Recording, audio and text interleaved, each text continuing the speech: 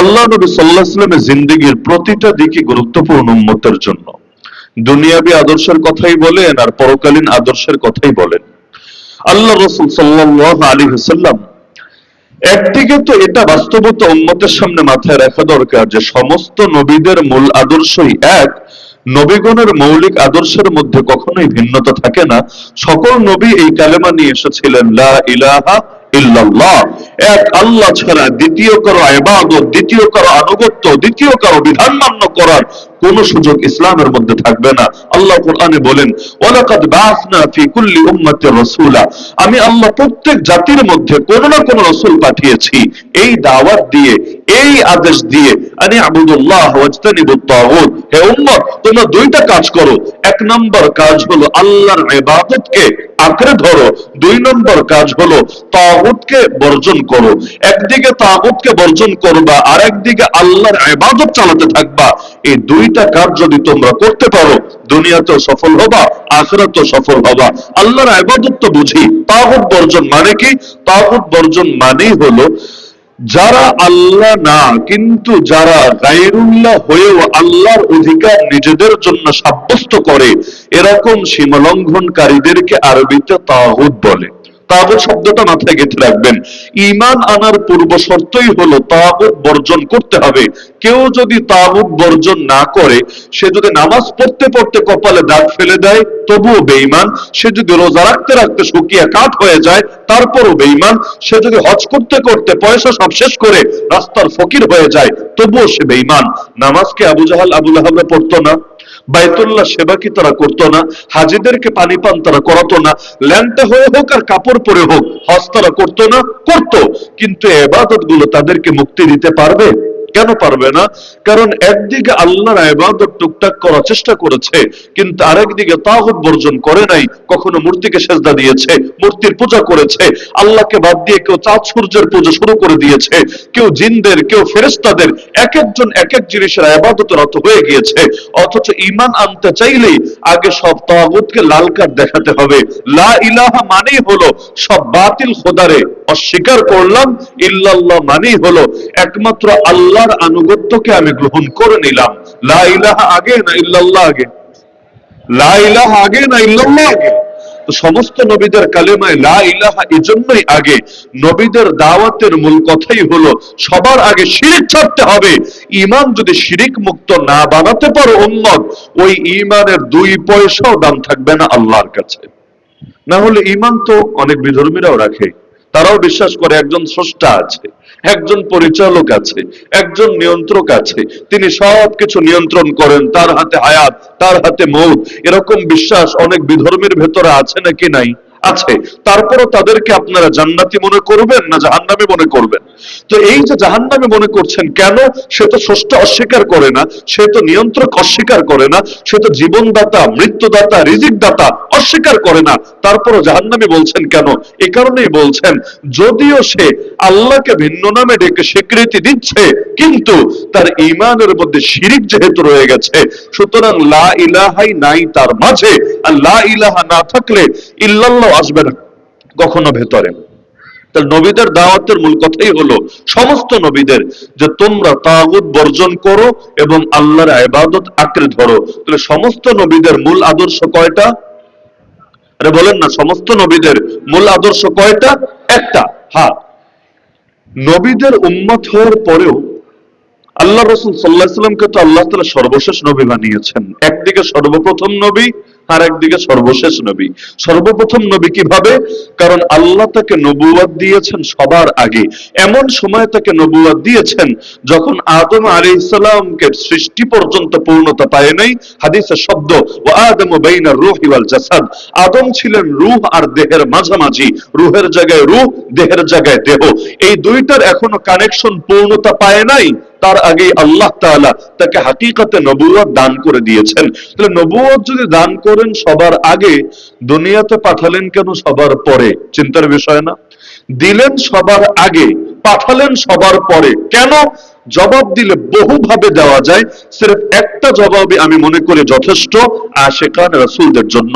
সেই জবাব হলো, আল্লাহ তাআলা যত নবী পাঠিয়েছেন প্রত্যেক নবীর উম্মতের জন্য ওই নবীর উপর ঈমান আনা মুক্তির জন্য যথেষ্ট হতো সেই কয়দিন যতদিন আরেকজন নবী না আসতো সমাজে।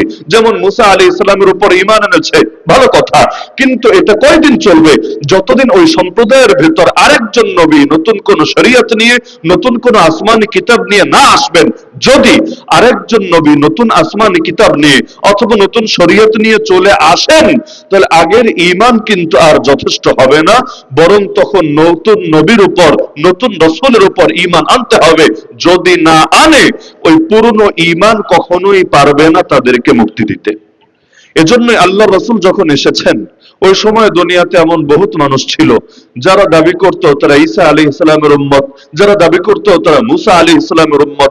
আল্লাহ রাসূল স্পষ্ট বলে দিলেন, শোনো, আল্লাহর কসম করে বলছি, আমি দুনিয়াতে নবী হয়ে এসেছি, এটা শোনার পরে, জানার পরে আমার উপর ঈমান না এনে যারা মরবে, তাদের ধর্ম পরিচয় ইহুদি হোক, তাদের ধর্ম পরিচয় খ্রিস্টানি হোক, তারা জাহান্নামী হবেই হবে। লা ইয়াসমাউ বি আহাদুন মিন হাযিহিল উম্মাহ ইহুদিয়ান কানা আও নাসরানিয়া সুম্মা ইয়ামুতু ওয়া লাম ইউমিন বিল্লাযী উরসিলতু বিহি ইল্লা কানা মিন আসহাবিন নার। তাহলে আমার নবীকে পাওয়ার পরে অন্য কোন নবীর উপর ঈমান রাখা যথেষ্ট হবে? হ্যাঁ, আজকালের ফতোয়া আলাদা। আজকাল তো এমন নিত্য নতুন ফতোয়া আবিষ্কার হয়েছে, অন্য ধর্মের মানুষদের ভোট আদায়ের জন্য তাদের শিরককে পর্যন্ত স্বীকৃতি দেওয়া হচ্ছে প্রকাশ্যে। বুক পর্যন্ত কাঁপছে না, একটাবার চিন্তা হচ্ছে না যে আমি আরেক ধর্মকে স্বীকৃতি যদি দিয়েই ফেলি, অথচ আল্লাহ কোরআন স্পষ্ট বলে দিয়েছেন আল্লাহর নিকট গ্রহণযোগ্য ধর্ম একটাই, সেই ধর্মের নাম। কারণ এটা কখনোই কখনোই যুক্তির দাবিতেও সম্ভব না যে আল্লাহকে যারা এক বলে মানে আর যারা আল্লাহর সঙ্গে শিরিক করে, উভয় দলই মুক্তি পাবে, উভয় দলই জান্নাত পাবে, উভয় দলই স্বর্গে যাবে। কিভাবে সম্ভব রে ভাই? দুই বিপরীত জিনিস কখনো একসঙ্গে সত্য হতে পারে না, হওয়া সম্ভবই না। আমি জিজ্ঞেস করলাম এখন দিন না রাত, একজন দাঁড়িয়ে বলল দিন, আর একজন দাঁড়িয়ে বলল রাত। এই দুটো কথা একসঙ্গে মানা সম্ভব? যদি দিন মানি তাহলে যে রাত বলেছে সেটা অটোবাদ হয়ে যাবে, যদি রাত মানি তাহলে যে দিন বলেছে অটোবাদ হয়ে যাবে। তা আপনি যদি ইসলাম মানেন, তাওহীদ মানেন, রিসালাত মানেন, তাহলে অটোমেটিক বাকি শিরকি যত আদর্শ আছে সব নাকচ হয়ে যাবে। এখন আপনি যদি বলেন শিরকি আদর্শ সত্য, তাওহীদি আদর্শ সত্য, এইটারই খাঁটি মুনাফিকি বলে। সমস্ত নবীদের দাওয়াত শুরুই হয় শিরিককে চ্যালেঞ্জ করে, এবং নবীদের বিরুদ্ধে হার জামানার মুশরিকরাই সবচাইতে করা অবস্থানে থাকে। আল্লাহ রাসূল থেকে শুরু করে অতীতে সমস্ত নবীর ইতিহাস দেখেন, নবীদের সবচাইতে বেশি শত্রুতা পোষণ করেছে কারা? এই শিরিকের ধ্বজাধারীরা। কারণ নবীদের দাওয়াত সবার আগে শিরিককে চ্যালেঞ্জ করেছে। আল্লাহ রাসূল নামাজের দাওয়াত কবে দিয়েছেন? রোজার দাওয়াত কবে দিয়েছেন? হজ যাকাতের দাওয়াত কবে দিয়েছেন? আপনি পড়াশোনা করেন, দেখবেন নামাজের 5 ওয়াক্ত নামাজের দাওয়াত শুরু হয়েছে মেরাজের পরে। মেরাজ হয়েছে মক্কার শেষের দিকে। তার মানে মক্কায় যে 13 বছর দাওয়াত দিলেন তিনি, মোটামুটি শেষের দিকে নামাজের দাওয়াত শুরু হয়েছে। আর বাকি রোজা বলেন, হজ বলেন, যাকাত বলেন, পর্দা বলেন, মদ নিষিদ্ধ হওয়া বলেন, জিহাদ বলেন, খেলাফত বলেন, ইসলামী বিচার আচার বলেন, যা বলবেন, এই সবগুলা অধিকাংশই এসেছে মদিনা শরীফে যাওয়ার পরে। তাহলে এই যে মক্কায় শুরুতে দাওয়াত দিলেন, কিসের দাওয়াত দিলেন? কি নিয়ে তার সময় গেল? দাওয়াতই তো ছিল একটা, উম্মত শিরিক ছাড়ো, তাওহীদ ধরো, শিরিক ছাড়ো, তাওহীদ ধরো, লা ইলাহা ইল্লাল্লাহ, লা ইলাহা বলে বান্দা শিরিক ত্যাগ করবে, ইল্লাল্লাহ বলে তাওহীদকে এককভাবে আঁকড়ে ধরার চেষ্টা করবে। আল্লাহ রাসূল বলে দিলেন যে আমি দুনিয়াতে এসেছি, এটা শোনার পরেও জানার পরেও অন্য কোন নবীর উপর ঈমান আনা অবস্থায় যদি তুমি মরো, জাহান্নামী হবেই হবে। অপরদিকে এটাও বলে দিয়েছেন অন্য কোন নবীর উম্মত আমার নবীকে পাওয়ার পরে যদি তার উপর ঈমান আনে, দ্বিগুণ সওয়াব পাবে। কয় গুণ সওয়াব? দ্বিগুণ। কেন? 1 গুণ সওয়াব হলো এই কারণে অতীতেও সে শিরিকে ছিল না, মূর্তি পূজায় ছিল না, বরং কোন না কোন নবীকে সে অনুসরণ করেছে। আর আরেক গুণ হলো সে আল্লাহর রাসূলকে পাওয়ার পরেও তার বিরুদ্ধে অবস্থান নেয় নাই, বরঞ্চ সে নবীকেও মেনে নিয়েছে। যেমন সালমান ফারিসি রাদিয়াল্লাহু আনহু, ইতিহাস ঘাটলে দেখবেন জীবনের বড় একটা অংশ তিনি খ্রিস্টান ছিলেন। খ্রিস্টানদের বড় বড় পাদ্রীদের কাছে নিজের জীবন যৌবন সব তিনি অতিবাহিত করেছেন। অবশেষে জীবনের শেষ প্রান্তে বুড়া বয়সে গিয়ে মুহাম্মদুর রাসূলুল্লাহ সাল্লাল্লাহু আলাইহি ওয়াসাল্লামকে পেয়ে তার উপর ঈমান এনেছেন, জিহাদের ময়দানেও খেদমত আঞ্জাম দিয়েছেন। তো আল্লাহ রাব্বুল আলামিন তাদেরকে দ্বিগুণ সওয়াবের অধিকারী বানিয়ে দিয়েছেন। এখন চিন্তার বিষয় হলো, আল্লাহ রসুলকে আল্লাহ যদি আগে পাঠিয়ে দিতেন, একেবারে সবার আগে হোক, মাঝখানে হোক, অথবা লাস্টে না পাঠিয়ে লাস্টের আগের বা তার আগের হোক, সবসময় এই ঝামেলাটা কিন্তু হতো। সেটা হলো, আল্লাহ রসুলকে মানার পরেও অন্য নবী যখন চলে আসতো, তখন কিন্তু ওই নবীর উপর ঈমানটা অকার্যকর হয়ে যেত। ওই ঈমান আর মুক্তির জন্য যথেষ্ট হতো না, বরঞ্চ ওই নবীর উপর ঈমানের পাশাপাশি নতুন নবীর উপরও ঈমান আনা লাগতো। লাগতো নাকি লাগতো না? আল্লাহ তাআলা এটা পছন্দ করলেন না যে তার হাবিবের শান এমন হবে যে তার হাবিবের উপর ঈমান আনাই মুক্তির জন্য যথেষ্ট হবে না, বরং তার পাশাপাশি আরেকজন নবীকে, আরেকজন রাসূলকে নতুন ভাবে ধরা লাগবে। আল্লাহ এই পথই খোলা রাখলেন না, এজন্য তাকে নবুয়ত দিলেন সবার আগে, কিন্তু জমিনে পাঠালেন সবার পরে। কেউ বলতে পারেন, কেন ঈসা আলাইহিস সালাম তো আসবেন তারপরে? না, ঈসা আলাইহিস সালাম যখন কিতাব নিয়ে এসেছেন, যখন শরীয়ত নিয়ে এসেছেন, সেটা আগেই অতিবাহিত হয়ে গিয়েছে।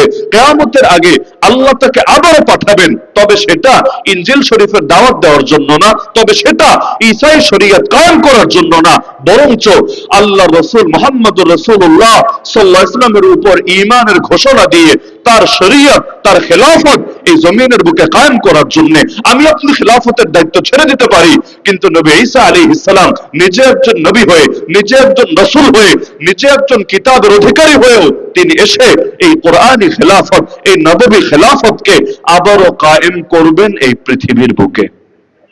তাহলে আল্লাহ তাআলা তাকে নবুয়ত দিলেন কখন? সবার আগে। কিন্তু দুনিয়াতে নবী হিসেবে পাঠালেন কখন? সবার পরে। এবং তার শরীয়তকে আল্লাহ তাআলা কিয়ামত পর্যন্ত সময়ের জন্য, কিয়ামত পর্যন্ত সময়ের জন্য, এত লম্বা টাইমের জন্য আল্লাহ তাআলা শুধু উম্মতকে দিয়েছেন পালন করতে, শুধু তা না, বরং এটাকে প্রচার করার, এটাকে প্রতিষ্ঠা করার, এটাকে হেফাজত করার দায়িত্ব নিয়ে নিয়েছেন নিজের উপরে। ইন্না নাহনু নাযালনা যিকরা ওয়া ইন্না লাহু লাহাফিজুন, নিশ্চয় আমি নাযিল করেছি জিকির এবং আমি তার হেফাজতকারী। এখানে জিকির মানে কোরআন, জিকির মানে দ্বীন, জিকির মানে শরীয়ত, জিকির মানে আল্লাহর রাসূলের আনিত আদর্শ। আল্লাহ বলেন, এই আদর্শ দিয়েছিও আমি, এই আদর্শ হেফাজত করব আমি। আর নবী বলেন, আমার আশা আল্লাহ তাআলা এক এক নবীকে এক এক নবুয়ত দিয়েছেন। আমরা জানি এক এক নবীকে এক এক ধরনের মুজিজা, নবুয়তের দাবির পক্ষে আল্লাহ দিয়েছেন। মুজিজা মানে কি? মুজিজা মানে হলো এমন বিষয় যেটা অন্যদেরকে অক্ষম করে দেয়, এটা এর কাছাকাছি বা এইরকম কোনো কিছু হাজির করতে। মুজিজা মানে হলো এমন অলৌকিক বিষয় যেটা অন্য কেউ পারে না, নবী চ্যালেঞ্জ দিলেও অন্য কেউ পারে না, এইরকম কোনো কিছু করে দেখাতে। এরকম মুজিজা আল্লাহ এক এক নবীকে এক একটা দিয়েছেন কিনা? কোন নবীকে আল্লাহ লাঠি দিয়েছেন, যেমন মুসা আলাইহিস সালামকে লাঠি ফেলতে দেরি, সাপে পরিণত হতে দেরি না। আবার বগলের ভেতরে তিনি যদি হাত রাখেন, এরপর হাত বের করেন, দেখা যায় হাতের ভেতর থেকে আলো চমকাতে থাকে, কেমন শ্বেত শুভ্র নুরানি হয়ে যায় হাত। এরকম কত মুজিজা দিয়েছেন। ঈসা আলাইহিস সালামকে মুজিজা দিয়েছেন। যদি এমন হয় যে মাটির পাখি, কিন্তু তিনি সেটাকে ধরে বলেন ওরও আল্লাহর আদেশে, সেটাও ডানা মেলে উঠতে থাকে। মরা মানুষ, সেখানে গিয়ে যদি বলেন কুম বিইযনিল্লাহ, উঠে পড়ো আল্লাহর আদেশে, মরা মানুষ পর্যন্ত জিন্দা হয়ে যায় দাঁড়িয়ে। এমনকি কুষ্ঠরোগী, জন্মান্ধ, তাদের জন্য দোয়া করলে তারা পর্যন্ত যায় সুস্থ হয়ে।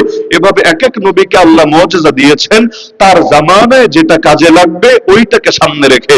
সব নবীর মুজিজা একরকম ছিল না, প্রত্যেক নবীর মুজিজা ছিল তার জামানার বাতিলকে চ্যালেঞ্জ করার জন্য। নবী মুসা আলাইহিস সালামের জামানায় বাতিলদের মূল শক্তি ছিল জাদু বিদ্যা। মূল শক্তি কি? এক এক জামানে এক একটা চর্চা থাকে। বর্তমানে যেমন বিজ্ঞানের চর্চা সবার উপরে, বিজ্ঞান দিয়ে কোরআনের ভুল ধরার চেষ্টা করে, বিজ্ঞান দিয়ে ইসলামকে ভুল প্রমাণের চেষ্টা করে। এখন জাদুবিদ্যা দিয়ে কেউ যদি কোরআনের ভুল ধরতে আসে, পাবলিক করে বাইরেয়া ওর ভণ্ডামি সব বের করে দেবে। কিন্তু বিজ্ঞানের একটা সূত্র হাজির করলে অধিকাংশ চিন্তা করবে, আরে এই সূত্র তো আমি বুঝিই না, আমার মাথায় ধরেই না, তাহলে কি না কি বললো, এটা হাসা না মিসা? তাহলে এটা বড় বড় যারা গবেষক আছে তারা বলতে পারবে। কিছুটা হলেও কিন্তু মানুষ সন্দেহে পড়ে, মানুষ চিন্তায় পড়ে। এই যে অধিকাংশ বাঙালি মুখ দিয়ে খেলাফতের কথা বলে না, শরীয়তের কথা বলে না, নবীর আদর্শ কায়েমের কথা বলে না, কেন? আল্লাহ নবীর প্রতি তাদের দিলে ঘৃণা আছে? না নাউজুবিল্লাহ। এই বাংলাদেশের কোন মানুষটা এমন যে একদিকে নিজেকে মুসলমান দাবি করবে কিন্তু নবীর আদর্শের উপর ঘৃণা থাকবে? ঘৃণা নাই। তাহলে শরীয়তের কথা, খেলাফতের কথা বলে না কেন? বলে না শুধুমাত্র এই কারণে যে শরীয়তের কথা বললে কাউন্টার দিতে গিয়ে নাস্তিকরা যে যুক্তিগুলো হাজির করে, কাউন্টার দিতে গিয়ে সেকুলাররা যে দর্শনের বিভিন্ন তত্ত্ব সামনে কপ্তাতে থাকে, এগুলো জবাব তো দিতে পারে না ঠিকঠাক ভাবে। এজন্য তার ভেতরেও দুর্বলতা তৈরি হয়েছে। আমি যদি শরীয়তের কথা বলি, আমি তো বুঝাই দিতে পারবো না ভাই শরীয়ত কায়েম হলে আসলে অর্থনীতির লাভ কিনা, শরীয়ত কায়েম হলে আসলে রাজনীতির লাভ কিনা, শরীয়ত কায়েম হলে আসলেই কোর্ট কাছারিতে ফায়দা হবে কিনা, শরীয়ত কায়েম হলে গরিব দুঃখী অসহায় শ্রমিক নারী দিনমজুর প্রতিটা শ্রেণীর আলাদা আলাদা করে ফায়দা হবে কিনা। এমনকি অধিকাংশ তো আমাদের সামনে স্পষ্ট না। শরীয়ত কায়েম হলে হিজরাদের অধিকার কিভাবে সংরক্ষিত হবে বলেন? শরীয়ত কায়েম হলে শ্রমিকদের অধিকার কিভাবে সংরক্ষিত হবে বলেন? শরীয়ত কায়েম হলে পররাষ্ট্রনীতি কিভাবে পরিচালিত হবে, রাষ্ট্রনীতি কিভাবে পরিচালিত হবে আমাকে বলেন। দেখবেন অধিকাংশ মুসলমানের সামনে ক্লিয়ার জবাব নাই। বাস্তব নাকি অবাস্তব? যে কোরআনের প্রথম আয়াতই ছিল তুমি পড়ো তোমার রবের নামে যিনি সৃষ্টি করেছেন। কোরআনের প্রথম আদেশ কিন্তু এটা না তুমি নামাজ পড়ো, রোজা রাখো, হজ করো, কালেমা পড়ো, জিকির করো, এগুলো না। কোরআনের প্রথম আয়াতে ছিল তুমি পড়ো তোমার রবের নামে যিনি সৃষ্টি করেছেন। ওই মুসলমান পড়ার ব্যাপারে সবচাইতে গাফিল হয়ে গিয়েছে। এমনকি আমি যদি বলি এই কিশোরগঞ্জ কেন পুরো বাংলাদেশেরই অধিকাংশ মুসলমানের ফরজে আইন পরিমাণ এলেম নাই, আমার কথাটাকে মিথ্যা হবে? বলেন না আমার কথা মিথ্যা হবে? অধিকাংশ মুসলমানের ভাই ফরজে আইন এলেম বুঝেন? যতটুকু এলেম না থাকলে আপনি কবিরা গুনাহের মধ্যে আছেন। মাদ্রাসায় পড়া ফরজ না, মাওলানা মুফতি মুহাদ্দিস শাইখুল হাদিস হওয়া ফরজ না, বড় বক্তা হওয়া, বড় মুফাসসির হওয়া, বড় মুহাদ্দিস হওয়া ফরজ না। কিন্তু যতটুকু না জানলে নিজের ঈমান আকীদায় সহি করা যায় না, যতটুকু না জানলে হালাল হারামে চেনা যায় না, যতটুকু না জানলে হক বাতিলে আলাদা করা যায় না, অতটুকু ইলম রাখা প্রতিটা মুসলমানের জন্য ফরজে আইন। নবীর একজন সাহাবী এমন ছিলেন না যে সাহাবীর ফরজে আইন পরিমাণ ইলম ছিল না। প্রতিজন সাহাবী বড় মুফতি ছিলেন না, ফতোয়া দিয়ে বেড়াতেন না। প্রতিজন সাহাবী বড় মুহাদ্দিস ছিলেন না, হাদিস শুনিয়ে বেড়াতেন না। কিন্তু নবীর প্রতিজন সাহাবী ইসলাম সম্পর্কে এতটুকু জ্ঞান রাখতেন যতটুকু জ্ঞান দিয়ে হক বাতিল আলাদা করা যায়। হ্যাঁ, মুনাফিকদের ভেতরে জ্ঞান ছিল না, যার কারণে ওরা হকের উপর অটল থাকতেও পারে নাই। এজন্য দেখবেন আল্লাহ রাসূলের ওফাতের পর একদল বেঈমান হয়ে গিয়েছে, মেরাজের পর একদল বেঈমান হয়ে গিয়েছে। এক একটা ইস্যু এসেছে, কিছু মানুষ ইসলাম থেকে বের হয়ে গিয়েছে। কেন? কারণ ওদের ঘাটতি ছিল এগুলোর ভেতরে। যেমন নবী নামাজ পড়তে বলে নামাজ পড়ে, কিন্তু নবী বলছে আমি মেরাজ করে এসেছি, এটা আর মানতে পারে না, তার লজিকেই ধরে না। আল্লাহ চাইলে আরে মেরাজ কেন, এর চাইতে বড় কোনো জিনিসও করিয়ে দিতে পারে। সর্বশক্তিমান কে? আল্লাহ নবীর মেরাজ নিয়ে সন্দেহ কার হবে যে আল্লাহর শক্তি নিয়ে সন্দেহ করে? কারণ আল্লাহর শক্তি আর ক্ষমতা নিয়ে সন্দেহ যদি না থাকে তাহলে এর চাইতে কঠিন বিষয়ও তার কোনো আপত্তি থাকবে না। এজন্য আবু বকর সিদ্দিক রাদিয়াল্লাহু তাআলা আনহু তিনি কিন্তু ডাইরেক্ট নবীর থেকে তখনও শোনেন নাই নবী মেরাজ করেছেন। শুনেছেন কার মুখে? কাফেরদের মুখে। কাফেররা টিটকারি মারছে, কিরে আবু বকর কারে নবী মানলা, কারে নেতা মানলা, কারে বন্ধু মানলা? সে দেখি এমন পাগলের পাগল, সে বলে রাতের সামান্য সময় নাকি মসজিদে হারাম থেকে মসজিদে আকসায় চলে গিয়েছে, এরপর মসজিদে আকসা থেকে নাকি সিদরাতুল মুনতাহা হয়ে সপ্ত আকাশ অতিক্রম করে আবার উম্মে হানির ঘরে চলে এসেছে। তুমি বলো এটা পাগলের প্রলাপ ছাড়া কি আর ভিন্ন কিছু হতে পারে? আবু বকর বলছেন এই কথা কি আসলেই তিনি বলেছেন? হ্যাঁ তিনিই বলেছেন, আমরা বানিয়ে বলছি না, এটা আমাদের কোনো প্রপাগান্ডা না, কোনো অপবাদ না, এটা সেই বলে বেড়াচ্ছে।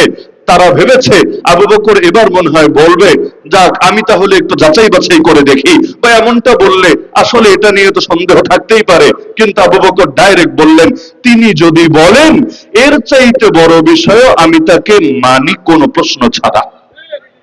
এজন্যই তো তার নাম সিদ্দিক। সিদ্দিক বেশি নামাজ পড়লে সিদ্দিক হওয়া যায় না।